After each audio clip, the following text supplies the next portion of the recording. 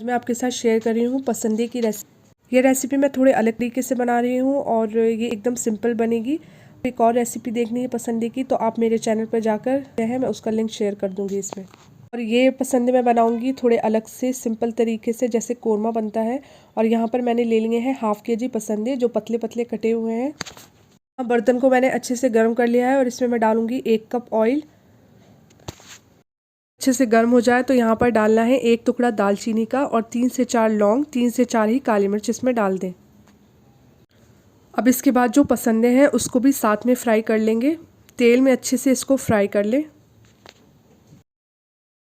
और साथ ही में यहाँ पर मैं डाल दूँगी नमक। ½ टेबल स्पून मैं नमक डाल रही हूँ। आप अपने टेस्ट के हिसाब से इसमें नमक डाल लें और नमक डालकर भी इसको अच्छे से फ्राई कर लें ताकि नमक अच्छे से गोश्त में बैठ जाए। नमक डालने के बाद इसमें मैं डालूँगी 3 चम्मच दही। दही डालने के बाद इसको बहुत अच्छे से भूनना है ताकि इसकी सारी स्मेल निकल जाए गोश्त की। दही डालें तो दही को पहले अच्छे से फेंट लें और उसके बाद दही काफ़ी पानी छोड़ता है तो दही में ही इसको अच्छे से पकने दें।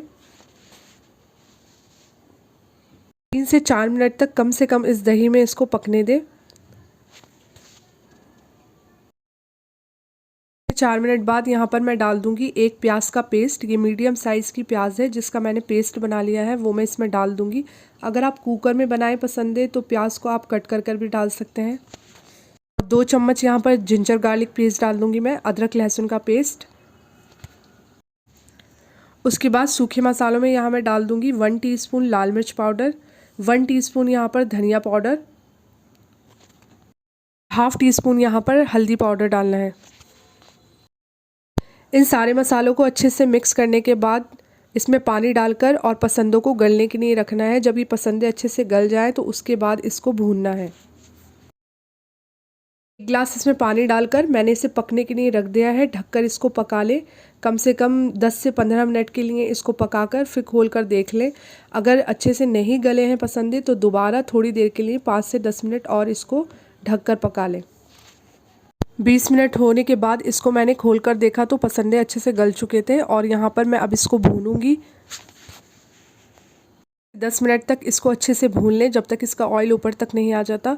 और इसमें पानी कम डालकर थोड़ा थोड़ा भूनते रहें। कोशिश करें कि मसाले में ही ये अच्छे से भुन जाए, पानी नहीं डालना पड़े इसमें।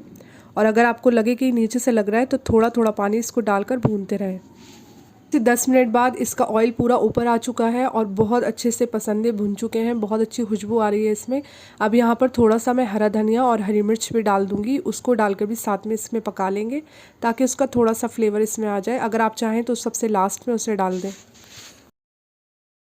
यहाँ पर 2 टेबल स्पून मैं बारीक कटा हुआ हरा धनिया डाल दूँगी और 2 हरी मिर्च काट कर इसमें डाल दूँगी।